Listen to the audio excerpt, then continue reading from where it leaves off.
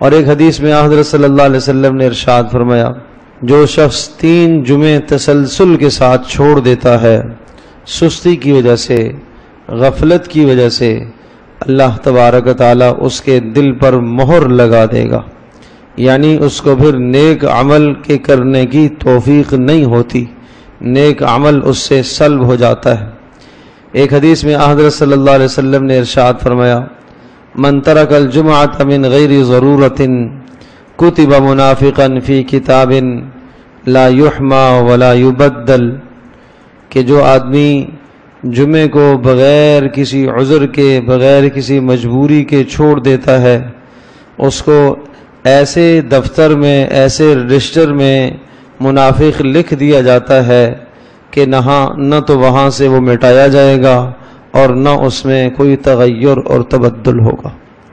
تو اس لیے جمعے کے ترک کرنے کی سخت حدیثوں میں وعید آئی ہے، تو نماز جمعہ کو کسی بھی صورت میں چھوڑنا جائز نہیں۔